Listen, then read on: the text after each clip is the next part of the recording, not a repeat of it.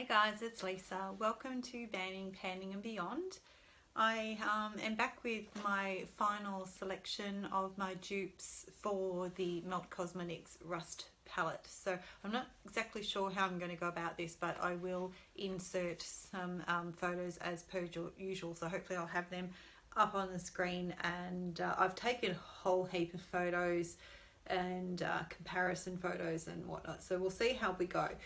So I ended up doing the 5 new shades plus I chose a dupe for Rot 2 as well. So I'm just, what I thought I might do is let you know the description of the shade from the Temptalia website, and then I'll show you the final choice. Now I know I probably spent way too much time trying to find a dupe because I don't have the actual palette to do exact swatch comparisons. So I am relying on the photography from different websites, and we know that they can look different depending on the lighting and whatnot, and just the limitation of, you know, your screen display and things like that. And in the end, once it's blended out on the eye, they would probably look fairly similar, though surprisingly some of the swatches that I will insert, you'll see there is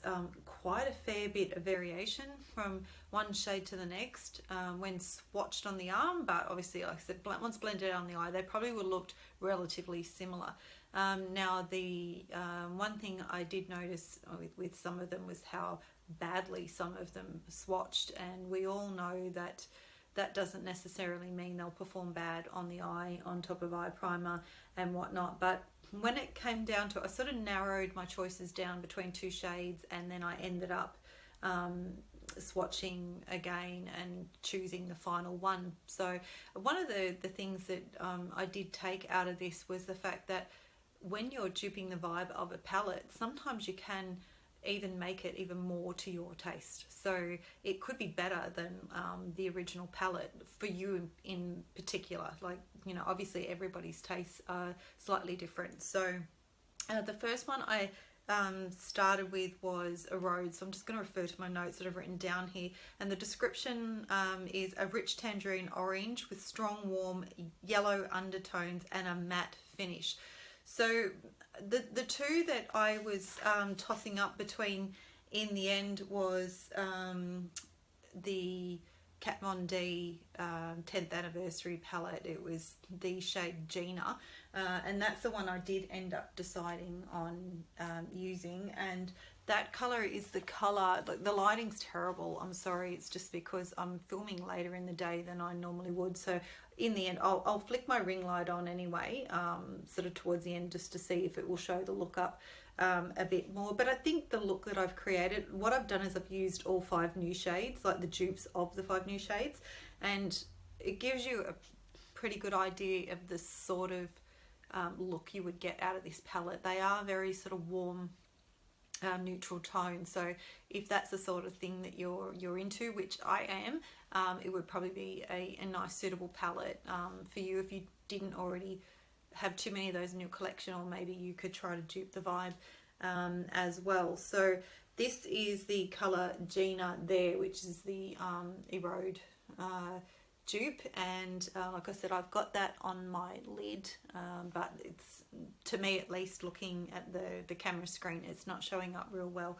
So and the other one that I thought would be was a pretty close option, because I did go off the actual pan color initially, but then I looked at the Temptalia actual swatches, which some of them look different than what it did in the pan, and then I also looked at the swatches from the Melt Cosmetics website as well. So the close second for that one was actually this one here, Creamsicle, from the Morphe Jaclyn Hill palette, but Creamsicle was a little more yellow rather than the Gina was sort of a bit more tangerine. So I did end up going, like I said, with that one instead.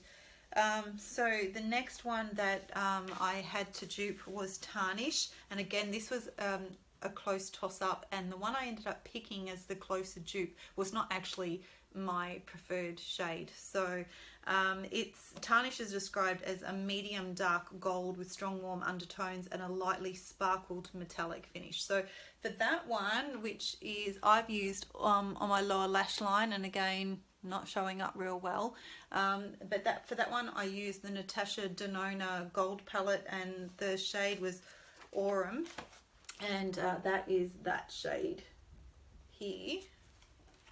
So the other one that came close to that was that was from the Colourpop Misunderstood palette, which was this one here, and that was actually a bit of a deeper shade, and it seemed to have a bit of a pink sparkle in it as well. It was really pretty, and I actually preferred that, like I said, over the other one, but it wasn't about really what my preference was. It was really about trying to get the closest dupes that I could. So the next one was the shade that I wasn't sure how to pronounce, which was Redix, a medium dark brown with moderate warm undertones and a sparkling metallic finish. So that one, I actually wasn't overly happy with the options for that one, and I ended up choosing Whiskey, which is the tart shade, and where did I end up putting that one? Oh, that was here. I started that off as a sort of crease transition shade. The other one that came close to that was ABH Sphinx, but I decided to go with this one instead. It was just a little bit more sparkly and slightly lighter. So then we had Ma was the next one, a deep brown with subtle warm red undertones and a mostly matte finish. Now this one I found none of them had a particularly red undertone, but it does say subtle warm red. So and with that one, the final selection came down to another one from the Morphe Jaclyn Hill palette, was that shade here, Chip. So it does, you can see that it has that bit of it's a bit of a reddish brown there, but I found that was the only one that it really had sort of a bit of a red to it. The rest of the dupes I thought were just pretty much brown, and the other one that was slightly closer but a lot lighter and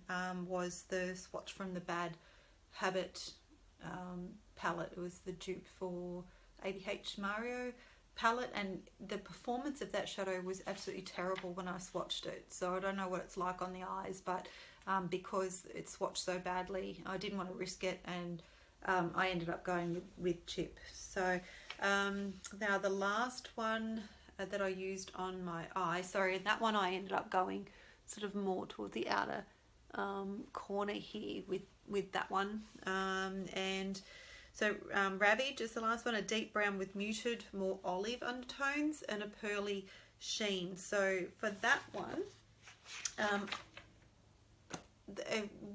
regardless of which swatch or sample I went off, I ended up choosing the Pat McGrath shadow here, Blitz Brown. So and that one I used to deepen the outer corner up and just slightly here in on my lash line. So the last one that I duped, which I didn't use on my eyes today because I'd used the original one, was Rot.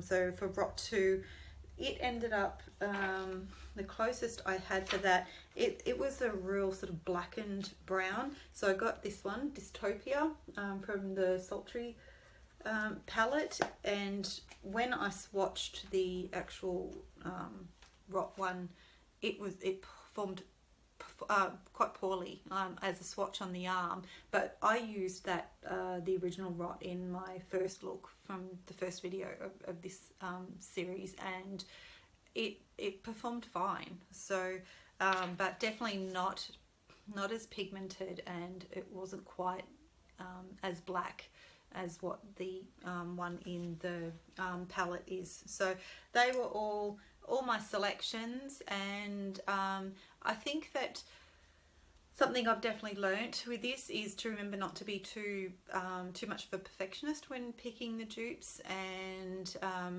that it's definitely going to be a lot easier from a convenience point to have just spent the money and bought the palette. But for me, Australian dollars, I think it's around, it's just over 90, depending on the site where you get it from. And currently Milk Cosmetics are not even shipping internationally at the moment, so I wouldn't have been able to get it even if circumstances were different in regards to me not being on a no buy. So, but for 94 Australian dollars, like I've already done 2 looks using every shade or dupe of a shade in the 2 looks that I've done, and I'm already ready to move on. Not that I haven't enjoyed it, but it's kind of like, yep, okay, I've played with it, I want to move on to my next palette. So definitely not worth $94 for the convenience of having it all in one palette. And you know, compared to like right now, I've got all the palettes out on my desk, and I'd be quite happy to just pack them in a stack on the side of my desk. I know which shades, now that I've had a look at the dupes, I could quite easily play out of those half a dozen palettes, and you know, just for a couple of days, and then pack them all away for the sake of saving myself $90 odd. So you know, I can't unfortunately, you know, take a nice photo with them all in a magnetic palette, and that's, you know, would have been a nicer way if I could have done it all out of singles. But I think for the sake of the amount of money that I have saved myself, it was definitely worth the inconvenience of having to work from a few different palettes. So I'm definitely keen to dupe some more palettes. I have a few others that have come to mind that I've seen pop up on Instagram. Other people have had, even somebody that I follow duped a palette that had definitely intrigued me, which I had completely forgotten about, which we've talked about before in regards to, you don't write it down, you know, it grabs your attention, and then you forget about it, and it was only because it popped up on Instagram that I went, oh yeah, I really liked that palette, I remember that. And she managed to dupe it, and I have, I think, all bar one of the shadows that she actually used to dupe it. But I ended up, out of curiosity last night, I jumped on the Temptalia website and had a look, and not the Instagram is dupes, but Temptalia's dupes, I had all bar one shade, and it was again a reddish brown, which I've already duped for this palette. So and I know already that if I wasn't limiting myself to the few palettes that I've used to dupe this one, that I would definitely find a reddish brown somewhere else in my collection. So, and whether or not I would even use that reddish brown, or whether I just substituted a chocolate brown for it for the look, I don't think in the end it would make too much difference to how the look turned out in the end anyway. So I'm definitely happy that I have done this, and yeah, I am ready to pack the palettes away and move on to something new. So you know, it's been a great exercise, and like I said, I'm keen to do it again. So I'll just quickly, I'll have to turn the light on. There we go, so it's powered up, and there we go. So maybe this will show the eye look a little bit better, but it's just a really nice neutral look, I think. And I'm wearing my Jeffree Star Bronze Blood from liquid lipstick, so I need to get it off because my lips are very, very dry. Again, I'm getting a lot of flaking and stuff, so I'm just gonna flick that light off there. So hopefully I've managed to get all the swatches up, and you can see I've on my photos I've highlighted which shades I've duped, and you'll see swatches of the vinyl selections to see how close you think that I got them. And you know, if anybody else has any other suggestions of colours that they know of off the top of their head that they think that they might be able to use, I'm really interested if anybody else has duped this palette. So if you have, let me know, and what choices that you made. So I will see you again in the next video, so thank you for